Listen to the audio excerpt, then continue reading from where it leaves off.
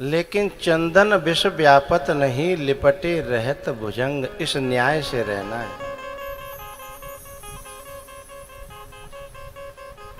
बोले दूसरा रास्ता, ये तो नरक का रास्ता हो गया, यदि उनके बीच में रहेंगे तो उनका असर आएगा।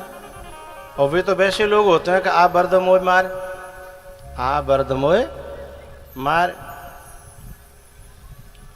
तो दूसरा रास्ता है स्वर्ग का, यानी धर्मात्माओं का संग करना।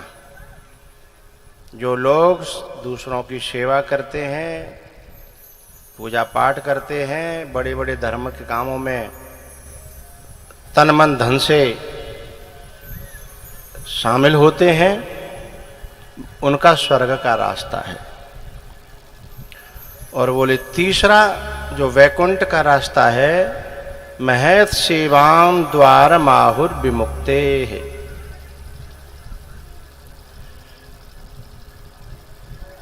महत सेवाम यानी महापुरुषों की सेवा, संतों की, गुरुओं की, बुद्ध पुरुषों की जो सेवा है, मुक्ति द्वारम आहुः, मुक्ति का द्वार कही जाती है।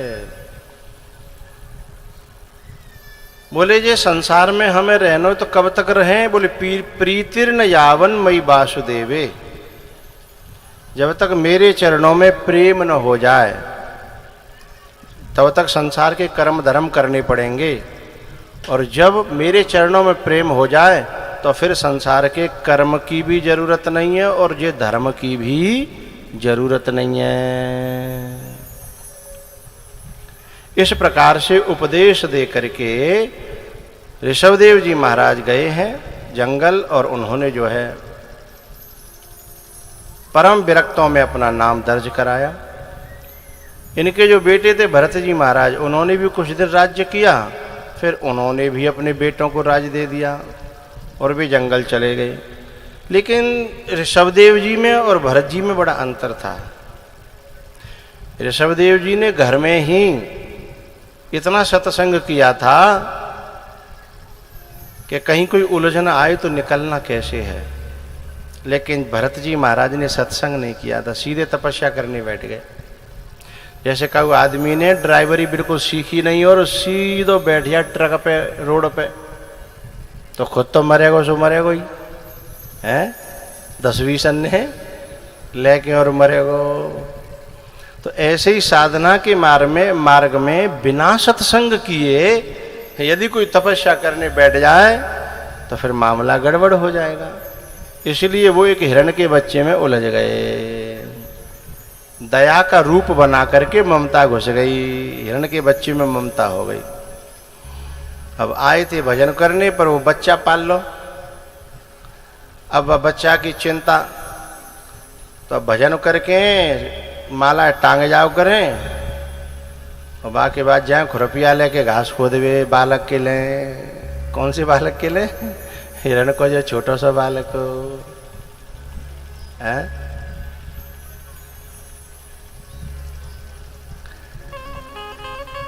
घर को छोड़ के कुटी बनाई, कुटी के ढिंग फुलवारी,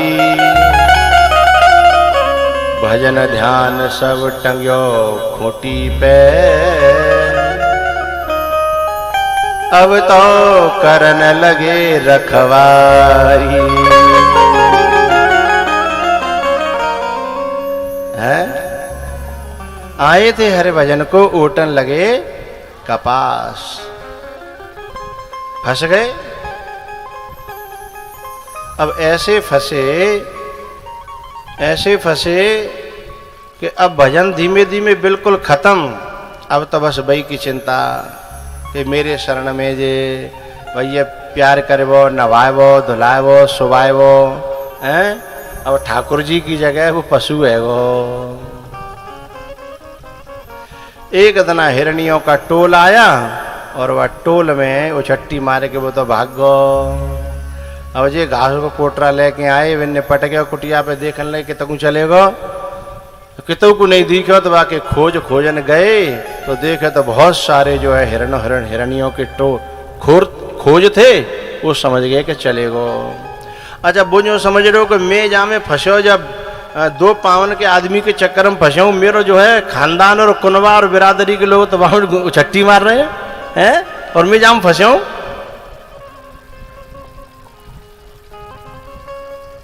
अब ये रोने लगे कि मेरे संग ऐसे बैठता था, ऐसे उठता था, ऐसे खाता था, मेरे साथ सोता था। रोते रोते रोते रोते मरना पड़ा, इतनी आसक्ति हो गई। वो भरत जी महाराज मर गए उसकी आसक्ति में। तो वो जो बच्चा पाला था ना, तो तुम में थे तो ना कौन पाल रहा क्यों कोई बच्चा, सबने पाल राखी है। बेन ने 4 पाँव को पाल राख्यो और हम 2 पावन के पाल रहे हैं?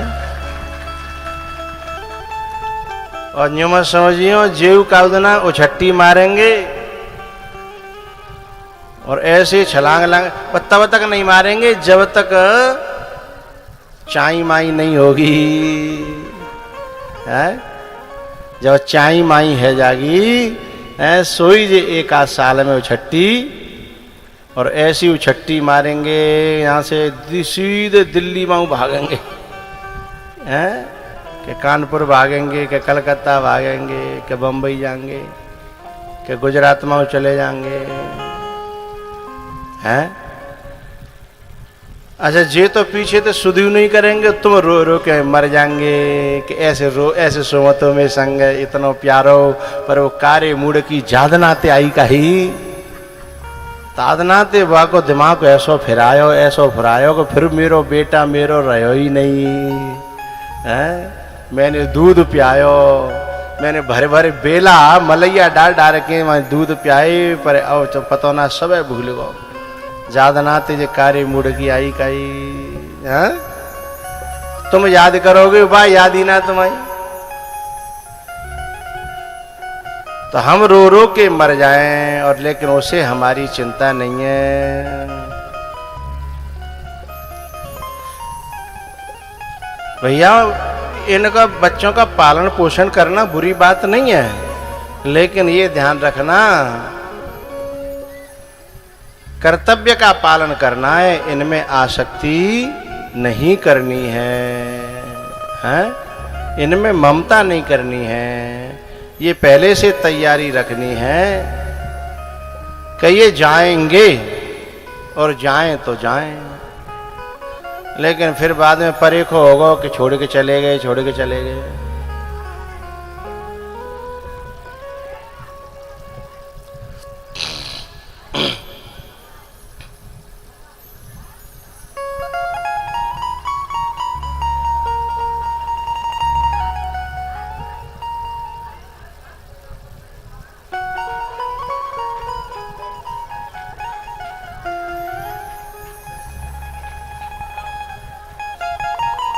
लंच में बुला लो करो।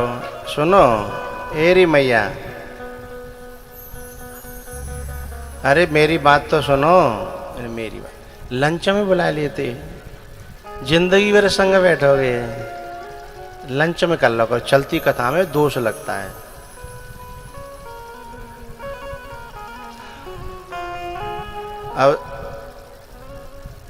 अब जाको पाप कौन पर है कथा में जो विघ्न करे का है ना। देखो पहले कोई आके बैठे आए ठीक है, फिर लंच में करो जो कुछ उतल पुतल करनी है।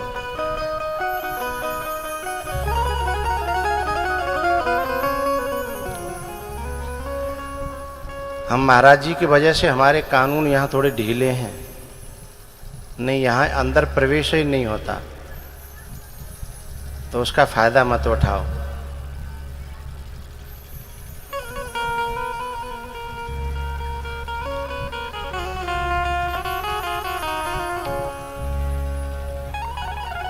तो वो जो हिरण का बच्चा था वो चला गया और उसके वियोग में भरत जी को मरना पड़ा। और पता है उस हिरण का चिंतन करते करते मरे, इसीलिए उन्हें पशु बनना पड़ा। अगले फिर उन्होंने हिरण का जन्म छोड़ा, शरीर छोड़ा, फिर उन्हें मनुष्य का जन्म मिला। तो फिर भी उनका नाम भरत ही पड़ा। और वे जो है बचपन से ही भगवान की भक्ति करते हैं, विरक्त रहते हैं। उन्होंने शादी नहीं की, विवाह नहीं किया और परम भक्त बने, भगवान के संत बने। हारे पिता पढ़ाए पढ़ाई, पिता पढ़ा पढ़ा करके परेशान हो गए, लेकिन उन्होंने पढ़ाई नहीं की। उन्हें पता था कि मुझे भगवान को पाना है।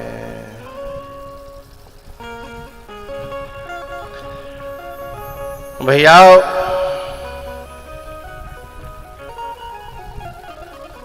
उन्होंने जो है राजा रहुगण को उपदेश दिया है कि रहुगण तत्तपसा न याति नच्चिज्जया निर्वपणाद्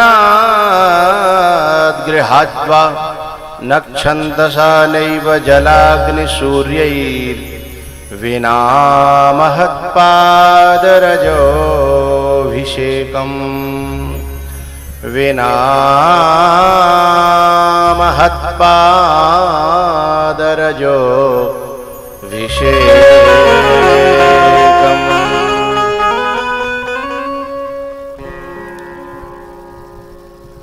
जड़ भरत जी महाराज राजा रहुगण से कहते हैं कि कहाँ जा रहे हो तुम? बोले आत्मज्ञान प्राप्त करने के लिए, तत्वबोध प्राप्त करने के लिए।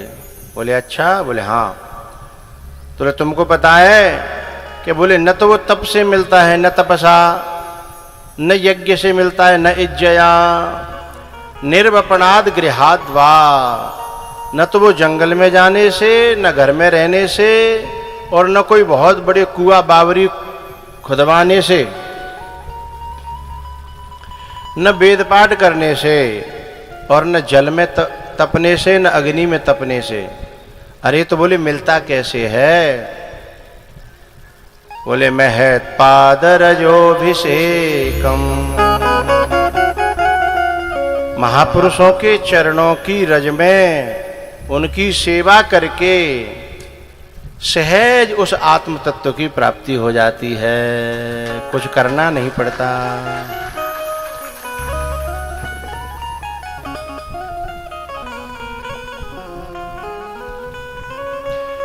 कोई हलवाई के नीचे हेलपरी में रहे, हेलपरी में हलवाई के नीचे, तो भाई अलग ते सीख भी जाना पड़ेगा। जब हलवाई के संग रहेगो तो अपने आप ही साग बनाएबो, पूरी बनाएबो, जलेबी बनाएबो, रसगुल्ला बनाएबो, सीख ही जाएगो, है ना? तो ऐसे ही मुक्त महापुरुषों के नीचे रहेगा तो मुक्ति के साधनों को स्वयं सीख जाएगा। उसे कहीं बाहर कुछ करने धरने की जरूरत नहीं है।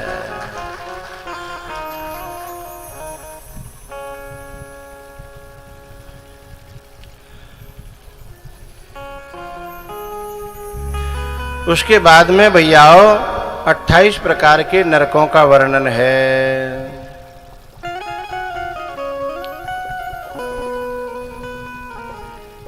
और पहले हम नरकों का वर्णन करते थे, फिर हमने नरकों का वर्णन करना कम कर दिया। क्यों कर दिया? कि आजकल कोई नरक में जाता ही नहीं है।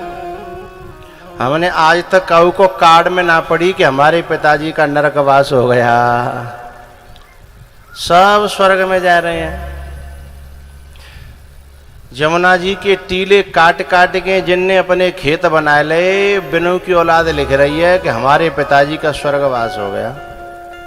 और जाने कहूँ कि मेड़ नहीं छोड़ी, खेत नहीं छोड़े, टीले नहीं छोड़े। अब बताओ बेऊ स्वर्ग में जाएंगे तो नरक में का जे महात्मा जाएंगे? भाई वह नरक में तो फिर तारो लगा दो, वहां को जाएगो। फिर जब ऐसे मेड़ काटा, दगरे काटा, टीले काटा, ये सब स्वर्ग में जा रहे हैं। अरे जाके बाप ने कोई ब्रांड नहीं छोड़ी पिए बिना, अंग्रेजी देसी जन काका है, जन काका पी और खाए और वो मरे तो बाको छोरा लिख रहा हो कि हमारे पिताजी का स्वर्गवास हो गया है। तेरो बाप स्वर्ग में जाएगो है तो फिर भैया नरक काय को खोल रखे भाई, बंद करो। एक लड़का के बाप मरे, माँ ने लिखी मेरे पिताजी का स्वर्गवास हो गया। मैंने बातें पूछी, मैंने कि क्यों रे ते बापे तू जानतो और मैं जानतू, तेने स्वर्ग क्यों लिखी है? बोले नरक लिखी हो, शर्म आ रही बाबा, करूँ का? मैंने कि तेरो बाप इतना नालायक है तो कि जो दगरो हो तो दगरो खेत घर में गांव में, तो जो खरंजा हो तो का है बाय काट के तो दीवार लगाई अपनी, चौतरी बनाई, फिर चौतरी बाप खरंजा पे लगाई, फिर जो गेट हो तो का बावते सीढ़ी जो है बीच खरंजा पे उतार दई, आधो दगरो घेलो। विक्रमपुर में तो ऐसा ना हो तो खैर, और हो तो मुझे पता ना, मैं तो सीधो आतू सीधो जातू, है ना। तो जो अपने घर की सीढ़ी है बीच दगरे में उतार रहे कहाँ है, रास्ता की 1 इंच भी जगह जो लेता है उसे घोर नरक का सामना करना पड़ता।